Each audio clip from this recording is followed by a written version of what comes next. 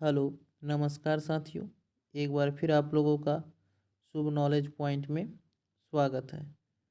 तो आज के इस वीडियो में हम लोग जीके जीएस से संबंधित कुछ महत्वपूर्ण प्रश्नों को देखेंगे जो आपके हाल ही में होने वाले एसएससी जीडी एग्ज़ाम के लिए काफ़ी महत्वपूर्ण साबित होगा साथियों।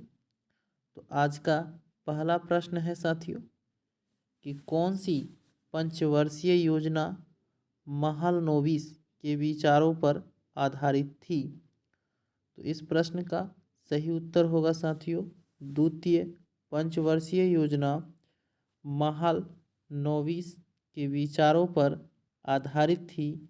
इसे आप लोग ज़रूर याद रखेंगे।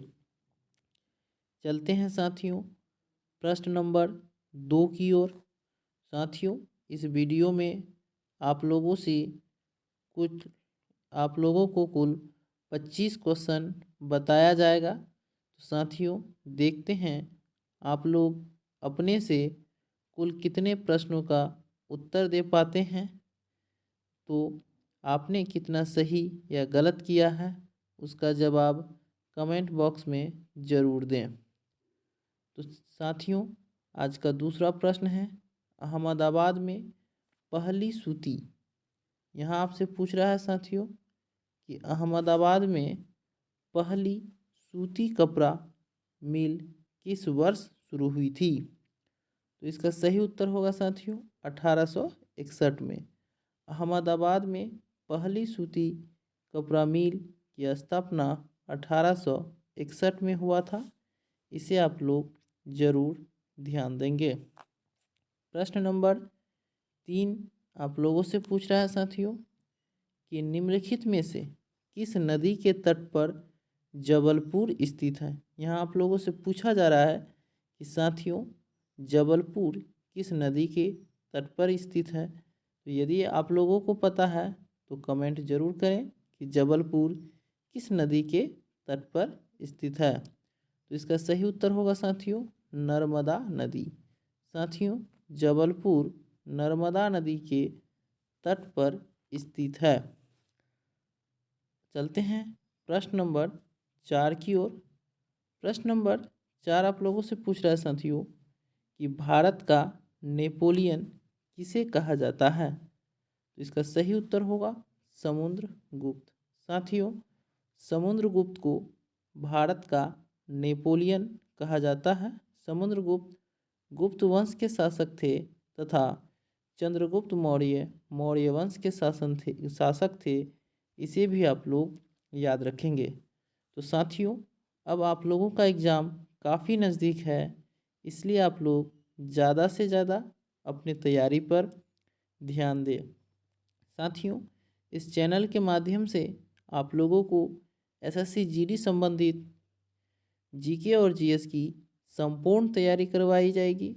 साथ ही साथ हिंदी विषय की भी तैयारी करवाई जाएगी। तो साथियों यदि आप लोग इस चैनल पे नए हैं तो सब्सक्राइब ज़रूर करें और अपने दोस्तों के बीच शेयर करना ना भूलें। चलते हैं हमारा प्रश्न नंबर 5वां है। प्रश्न नंबर 5 है साथियों कि 2011 की जनगणना के अनुसार भारत की कुल साक्षरता दर कितनी है। साथियों आप लोग याद रखें कि जनगणना संबंधित एक या दो प्रश्न जरूर पूछा जाता है एसएससी जीडी में। तो यहाँ आपसे पूछा जा रहा है कि 2011 की जनगणना के अनुसार भारत की कुल साक्षरता दर कितनी है। तो इसका सही उत्तर होगा 74.04%। 2011 की जनगणना के अनुसार भारत की कुल साक्षरता दर थी।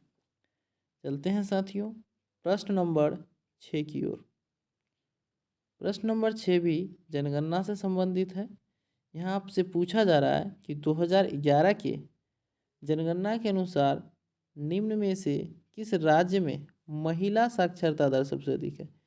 यहाँ आपसे पूछा जा रहा है साथियों कि किस राज्य की महिला साक्षरता दर सबसे अधिक है। तो इसका सही उत्तर होगा केरल। साथियों भारत के सभी राज्यों में महिला, पुरुष और साक्षरता तीनों में सबसे ज़्यादा आगे साक्षरता दर केरल राज्य का है। इसे आप लोग ध्यान में रखेंगे। केरल की राजधानी साथियों तिरुवनंतपुरम है, ये भी आप लोग जरूर ध्यान देंगे। हमारा अगला प्रश्न है प्रश्न नंबर 7। प्रश्न नंबर 7 है साथियों कि 2011 की जनगणना के अनुसार किस राज्य की कुल साक्षरता दर 93.3% है। यह कह रहा है साथियों कि 2011 में किस राज्य की कुल साक्षरता दर 93.3% है। तो इसका सही उत्तर होगा मिजोरम। मिजोरम की साक्षरता दर 2011 में साथियों 93.3 था। इसे भी आप लोग जरूर याद रखेंगे। हमारा प्रश्न नंबर 8 है साथियों कि काकरा पार सिंचाई परियोजना किस नदी पर स्थित है।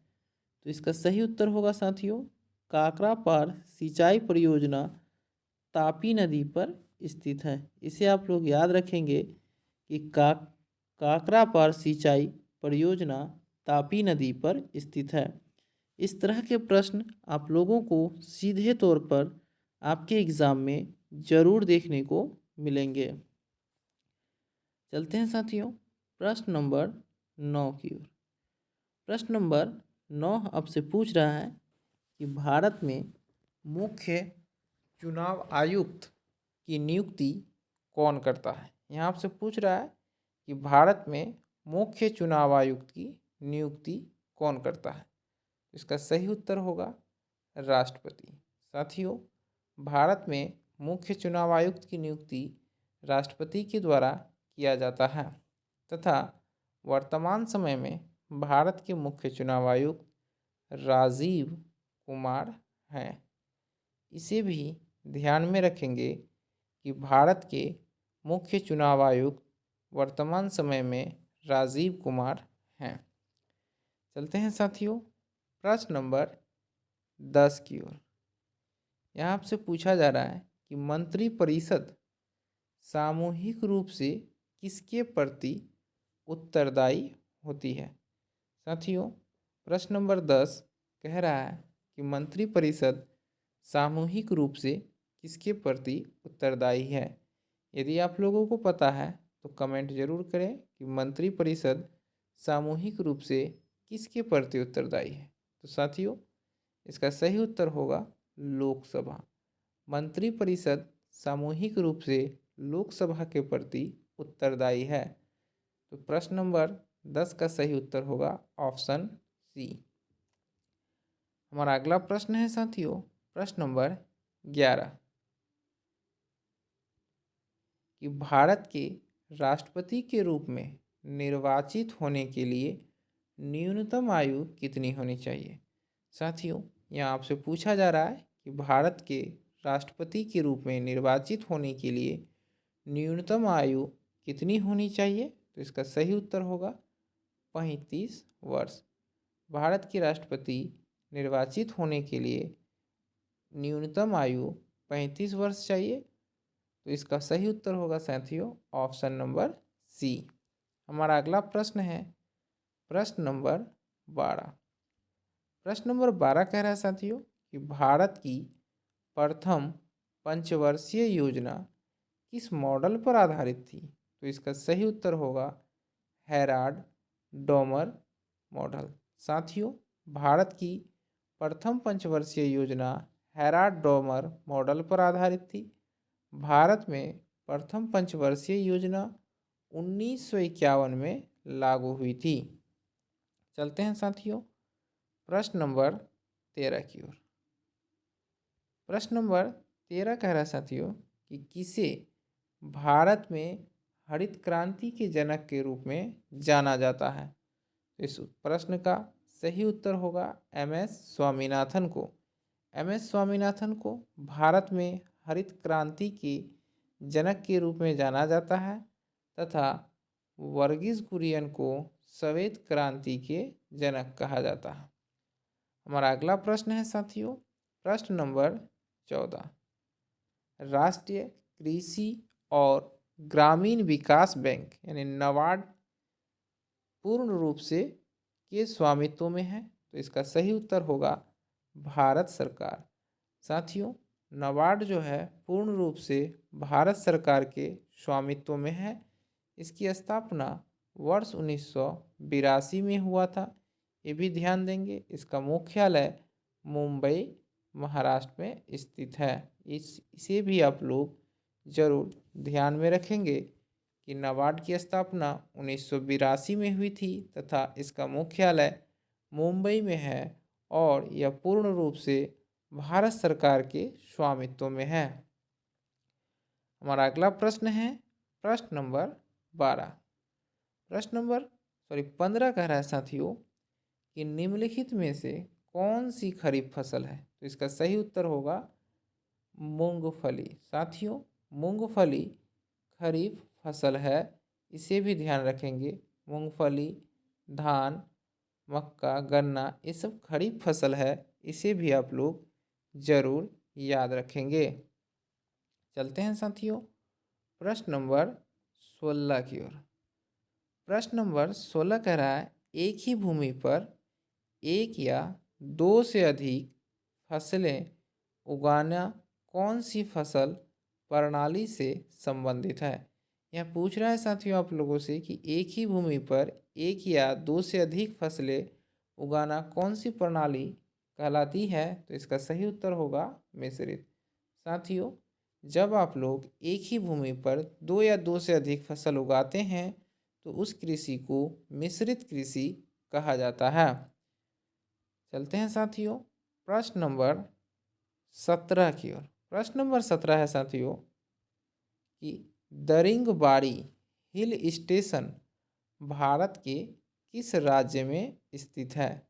तो इसका सही उत्तर होगा उड़ीसा। साथियों, उड़ीसा राज्य में दरिंगबाड़ी हिल स्टेशन स्थित है। उड़ीसा की राजधानी साथियों भुवनेश्वर है, इसे भी आप लोग जरूर याद रखेंगे। हमारा अगला प्रश्न है साथियों प्रश्न नंबर 18। प्रश्न नंबर 18 कह रहा है साथियों भारत एशिया के किस भाग में स्थित है? तो इसका सही उत्तर होगा दक्षिण एशिया में। साथियों, भारत एशिया महादेश का एक देश है तथा यह दक्षिण भारत में स्थित है। विश्व में महाद्वीपों की संख्या 7 है। इन सातों महाद्वीप में सबसे बड़ा महाद्वीप एशिया महाद्वीप है, क्षेत्रफल तथा जनसंख्या दोनों की दृष्टि से। विश्व की सबसे ऊंची चोटी साथियों माउंट एवरेस्ट, जिसकी ऊंचाई 8,848 मीटर है, यह भी एशिया महादेश में स्थित है। इसे भी आप लोग याद रखेंगे। साथियों, परीक्षा में किसी भी प्रकार का प्रश्न आए आप लोग नहीं छोड़ेंगे यदि आप लोग हमारे YouTube चैनल से तैयारी करते हैं तो। चलते हैं साथियों प्रश्न नंबर 19 की ओर। प्रश्न नंबर 19 कह रहा है साथियों पृथ्वी के वायुमंडल की पहली परत है, तो इसका सही उत्तर होगा क्षोभ मंडल। साथियों, पृथ्वी के वायुमंडल की पहली परत क्षोभ मंडल कहलाती है। चलते हैं प्रश्न नंबर 20 की ओर।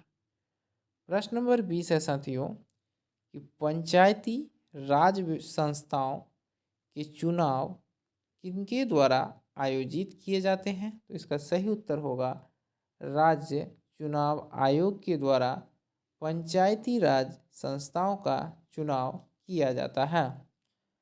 चलते हैं साथियों प्रश्न नंबर 21 है कि सैयद वंश का प्रथम शासक कौन था? इसका सही उत्तर होगा खिज्र खां। खिज्र खां सैयद वंश के प्रथम शासक थे। चलते हैं प्रश्न नंबर 22 की ओर। प्रश्न नंबर 22 कह रहा है कि निम्नलिखित में से कौन सा बौद्ध स्थल उत्तर प्रदेश में है? तो इसका सही उत्तर होगा सारनाथ। साथियों, सारनाथ जो बौद्ध स्थल है यह उत्तर प्रदेश राज्य में स्थित है। सांची मध्य प्रदेश में स्थित है। साथियों, महात्मा बुद्ध बौद्ध धर्म के संस्थापक थे। महात्मा बुद्ध का जन्म 563 ईसा पूर्व में हुआ था तथा 483 ईसा पूर्व में महात्मा बुद्ध का निधन हो गया। साथियों, महात्मा बुद्ध बौद्ध धर्म के संस्थापक थे। चलते हैं साथियों प्रश्न नंबर 23 की ओर। प्रश्न नंबर 23 है कि विश्व पर्यावरण दिवस कब मनाया जाता है। तो इसका सही उत्तर होगा 5 जून। 5 जून को प्रतिवर्ष विश्व पर्यावरण दिवस मनाया जाता है। हमारा अगला प्रश्न है साथियों, प्रश्न नंबर 24 कह रहा है कि नालंदा विश्वविद्यालय किसके द्वारा स्थापित किया गया था। इसका सही उत्तर होगा साथियों कुमार गुप्त। कुमार गुप्त के द्वारा नालंदा विश्वविद्यालय का स्थापना किया गया था। साथियों, नालंदा विश्वविद्यालय बिहार में ही स्थित सबसे प्राचीन विश्वविद्यालय था। चलते हैं आज का अंतिम प्रश्न की ओर। तो साथियों, आज का अंतिम प्रश्न है डेसिबल शब्द किससे संबंधित है। तो इसका उत्तर होगा ध्वनि से। डेसिबल शब्द साथियों ध्वनि से संबंधित है। साथियों, यह वीडियो आप लोगों को कैसा लगा कमेंट करके बताएं तथा फिर मिलते हैं अगले वीडियो में। तब तक के लिए जय हिंद।